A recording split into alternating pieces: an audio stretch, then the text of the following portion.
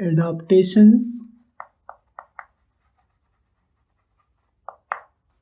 in plants to reduce transpiration.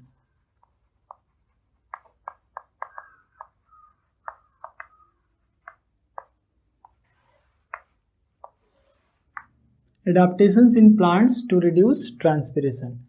तो देखिए सबसे पहला एडाप्टेशन है संकेन स्टोमेटा। संकेन स्टोमेटा का मतलब क्या होता है? संकेन स्टोमेटा का मतलब होता है स्टोमेटा सरफेस से थोड़ा अंदर होगा, अंदर की तरफ होगा। जैसे ये देखिए नेरियम लीफ में ये इसका लोअर एपिडर्मिस हो गया, ये इसका अपर एपिडर्मिस है, और आप जान रहे हैं कि एपिडर्मिस के बाहर एक लेयर पाया जाता है जिसको हम लोग कहते हैं क्यूटिकल।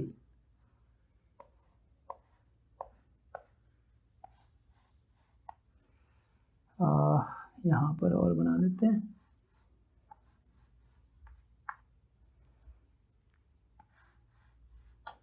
ठीक है, अब इनके लीफ में अगर देखा जाए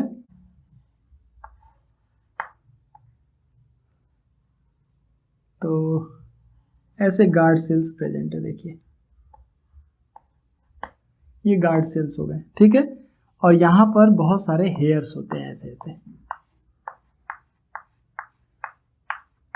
ये हेयर्स हो गए, और यहाँ पर तो मेसोफिल सेल्स होंगे, आप जान ही रहे हैं,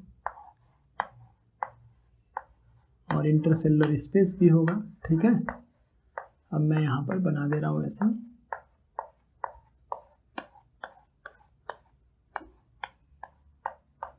तो ये जो पोजीशन है आप स्टोमेटा का देखिए कि ये सरफेस से थोड़ा अंदर है। ठीक है, ये अंदर है ताकि यहाँ पर डायरेक्ट अगर वार्म एयर ब्लो कर रहा है तो उसका इफेक्ट इस पर कम पड़े, है ना, क्योंकि ये डेजर्ट प्लांट होते हैं तो ऐसे एडाप्टेशंस करने से वाटर का लॉस इनमें कम होता है। तो संकेन स्टोमेटा क्या होगा? The stomata is present slightly below the surface of epidermis. ठीक है, this reduces the direct contact of hot air with the stomata and it also reduces the rate of transpiration. ठीक है, nerium leaf इसका example है। Nerium में ऐसा पाया जाता है, अगर आपको कभी मौका मिले तो आप माइक्रोस्कोप से उसको देख सकते हैं। ठीक है ना।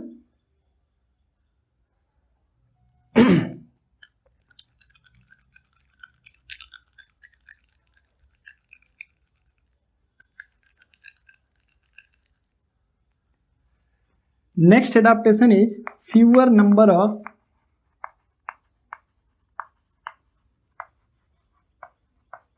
स्टोमेटा। कुछ प्लांट्स में नंबर ऑफ स्टोमेटा कम हो जाता है जिससे कि जितना ट्रांसपिरेशन होना चाहिए उतना नहीं होता है, मतलब रिड्यूस हो जाता है। ठीक है, leaves are modified into thorns. Example cactus. Cactus आपने देखा है, उनमें लीव्स की जगह क्या होता है? निडल शेप में थ्रोन्स पाए जाते हैं, कांटे पाए जाते हैं। इसलिए कि लीफ रहेगा तो उसका सरफेस काफ़ी बड़ा है तो वहाँ से ज़्यादा वाटर का लॉस होगा। तो कैक्टस में लीफ नहीं होते हैं, ठीक है, उसकी जगह पर थ्रोन्स पाए जाते हैं, कांटे पाए जाते हैं, जिससे कि उसमें ट्रांसपिरेशन के थ्रू लॉस कम हो पाता है। नेक्स्ट है आपका थिक क्यूटिकल। जो क्यूटिकल लेयर होता है नॉर्मल प्लांट्स के कंपैरिजन में डेजर्ट प्लांट में ये जो क्यूटिकल वाला लेयर है काफ़ी थिक होता है, और थिक क्यूटिकल होने से वाटर का लॉस कम होता है। ठीक है ना, क्योंकि ये एक प्रोटेक्टिव लेयर है and it is meant for the protection of plant as well as to prevent the loss of water from the plant body, plant surface. Okay, so if the cuticle is thick it will certainly reduce the loss of water by transpiration. ठीक है, तो ये आपका next adaptation हो गया। उसके बाद से reduced exposed surface। reduced exposed surface यानी जो उसका सरफेस है वो रिड्यूस हो जाता है, जैसे कर्लिंग ऑफ लीफ, जैसे पत्ते सीधे ना हो करके ऐसे पत्ते ना हो करके वो कर्ल हो जाए, ऐसे ऐसे मुड़ गए हैं ये, तो जितना सरफेस पहले एक्सपोज्ड हो रहा था अब उतना एक्सपोज्ड नहीं होगा। जैसे ऐसे है और ये मुड़ जाए ऐसे, तो जाहिर सी बात है कि सरफेस कम हो गया। जब सरफेस कम हो जाएगा तो ज़्यादा ट्रांसपिरेशन नहीं हो पाएगा, क्योंकि आप जानते हैं कि सरफेस पर रेडिएशन पड़ता है, हीटिंग इफेक्ट क्रिएट होता है, तब जाकर के वाटर का लॉस होता है। तो जितना कम सरफेस रहेगा उतना ही कम ट्रांसपिरेशन होगा। ठीक है,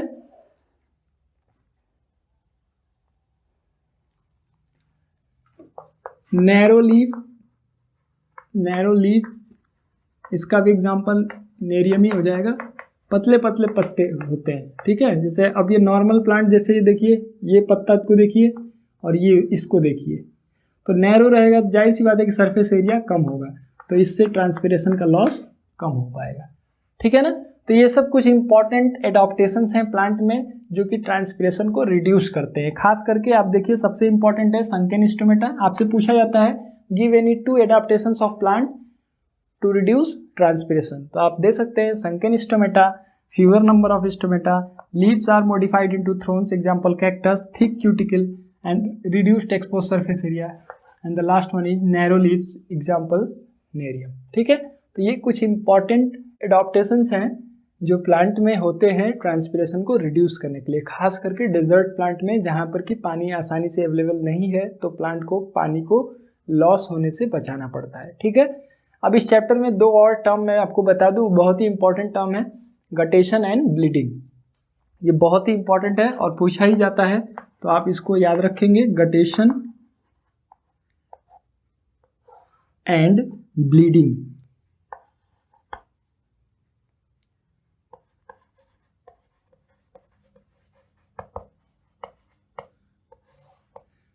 ठीक है, now gutta means to pour out, मतलब बाहर निकालना। ठीक है, तो पहले हम लोग डिफाइन कर देते हैं what is guttation. Guttation is the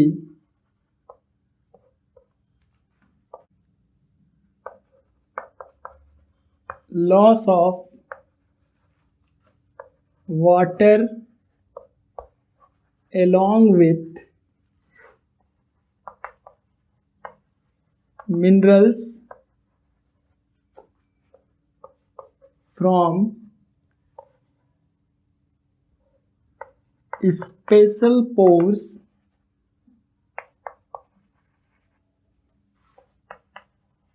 present at the leaf margin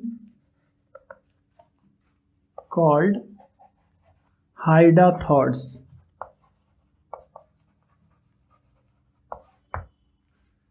तो देखिए डिफिनीशन पहले समझिए, guttation is the loss of water. अब यहां ध्यान दीजिए, यहां वाटर वेपर के फॉर्म में नहीं, वाटर के फॉर्म में, यानी लिक्विड स्टेट में रिमूव होता है। ठीक है, एलॉन्ग विथ मिनरल्स, यानी उसमें मिनरल्स भी डिजॉल्व रहते हैं। अब देखिए डिफरेंस अगर करना हो तो ट्रांसपिरेशन में वाटर वेपर का लॉस होता है और उसमें सिर्फ वाटर होता है, जबकि गटेशन में वाटर इन लिक्विड स्टेट का लॉस हो रहा है और साथ ही साथ उस वाटर में मिनरल्स भी डिजॉल्व है। दो डिफरेंस क्लियर हो गया। From special pores present at the leaf margin called hydathodes. अब आप देखिए ट्रांसपिरेशन या तो स्टोमेटा के थ्रू होगा, या तो क्यूटिकल के थ्रू, या तो लेंटिकल्स के थ्रू, लेकिन गटेशन किसके थ्रू होता है? हाइडाथॉड्स के थ्रू होता है। ठीक है, तो तीन क्लियर डिफरेंस दिख रहा है आपको गटेशन और ट्रांसपिरेशन में। Guttation is the loss of water in liquid form along with dissolved minerals from the margins of leaf having special pores called hydathodes। कि लीफ के मार्जिन पर पतले पतले छोटे छोटे पोर्स होते हैं जिनको हम लोग कहते हैं हाइडाथॉड्स। वहां से वाटर लिक्विड फॉर्म में ऊज आउट होता है ना, झाग की तरह दिखाई देता है। कभी कभी आप सुबह सुबह देखेंगे बड़े बड़े पत्ते वाले जो पेड़ होते हैं, बड़े बड़े पेड़, ठीक है, जैसे शीशम हो गया, जैसे सागवान हो गया, उसके पत्तों पर आप आसानी से देख सकते हैं कि आप देखेंगे कि बड़ा सा पत्ता होता है ऐसे, तो उसके मार्जिन पर आपको ऐसे झाग जैसा दिखाई देगा, फ्रोथ जैसा। ठीक है, तो यही क्या है? गटेशन है। ठीक है, सुबह सुबह के टाइम में आपको देखने को ये मिलेगा।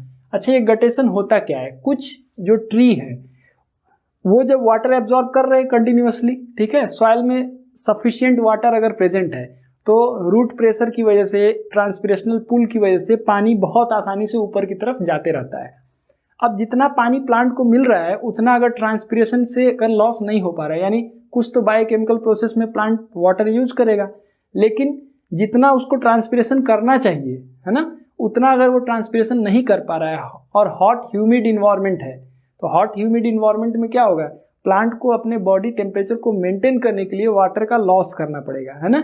अब जितना ट्रांसपिरेशन होना चाहिए, या हम कहें जितना वाटर ट्रांसपिरेशन के थ्रू लॉस होना चाहिए, उतना अगर नहीं हो पाएगा तो उसको मेंटेन करने के लिए प्लांट के लीफ के मार्जिन से water along with dissolved minerals निकलते हैं, और इसी प्रोसेस को हम लोग कहते हैं गटेशन।